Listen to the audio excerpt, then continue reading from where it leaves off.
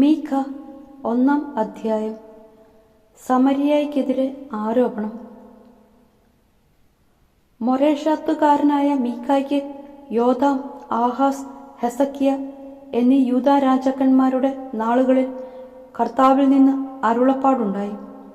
സമരിയയെയും ജെറുസലേമിനെയും സംബന്ധിക്കുന്ന ഒരു ദർശനത്തിലാണ് ഇത് ലഭിച്ചത്.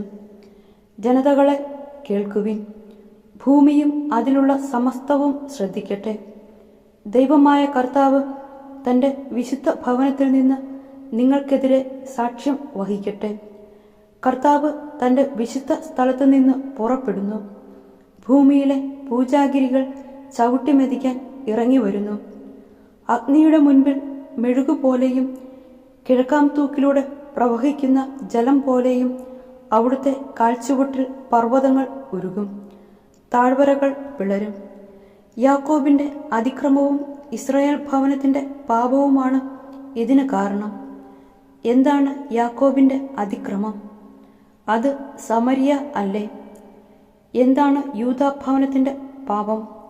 അത് ജെറുസലേം അല്ലേ?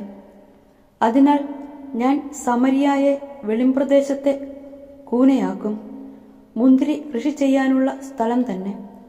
അവളുടെ കല്ലുകൾ ഞാൻ താഴ്വരയിലേക്ക് വലിച്ചെറിയും. അവളുടെ അസ്ഥിവാരങ്ങൾ ഞാൻ അനാവൃതമാക്കും. അവളുടെ വിഗ്രഹങ്ങൾ തച്ചുടയ്ക്കും.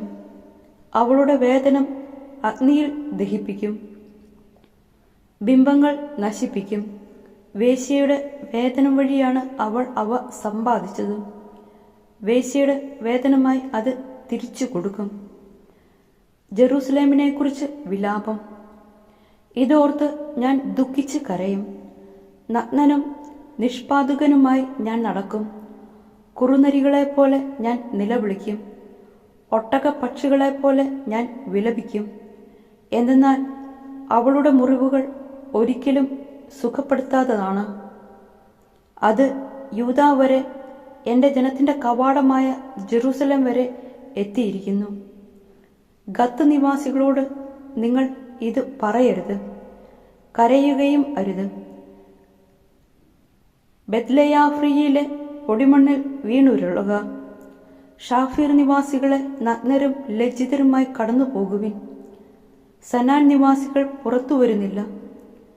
ബെത് ഏസലിൽ നിന്നുള്ള വിലാപം നിന്നെ നിരാലംബയാക്കും. കർത്താവ് അയച്ച അനർത്ഥം ജെറുസലേമിന്റെ കവാടത്തിൽ എത്തിയതിനാൽ മരോത്ത് നിവാസികൾ ഉത്കണ്ഠാഭരിതരാണ്. ലാക്കിഷ് നിവാസികളെ രഥത്തിൽ കുതിരകളെ പൂട്ടുവിൻ. സിയോൻ പുത്രിയുടെ പാപത്തിന് കാരണം നിങ്ങളാണ്. ഇസ്രായേലിന്റെ അപരാധങ്ങൾ നിങ്ങൾ ആവർത്തിച്ചു. അതിനാൽ മൊറോഷത്ത് ഗത്തിന് വിട നൽകുവിൻ. അക്സീബു ഭവനങ്ങൾ ഇസ്രായേൽ രാജാക്കന്മാരെ നിരാശരാക്കും. മരേഷ നിവാസികളെ നിങ്ങളെ കീഴടക്കാൻ ഒരുവനെ വീണ്ടും ഞാൻ കൊണ്ടുവരും. ഇസ്രായേലിന്റെ മഹത്വം അതുല്ലാം ഗുഹയിൽ ഒളിക്കും. നിങ്ങളുടെ പ്രിയപ്പെട്ട കുഞ്ഞുങ്ങളെ പ്രതി ശിരസ് മുണ്ടനം ചെയ്യുവിൻ. അവർ നാടുകടത്തപ്പെടും. അതിനാൽ കഴുകനെ പോലെ നിങ്ങളുടെ ശിരസ് കഷണ്ടിയാക്കുവിൻ.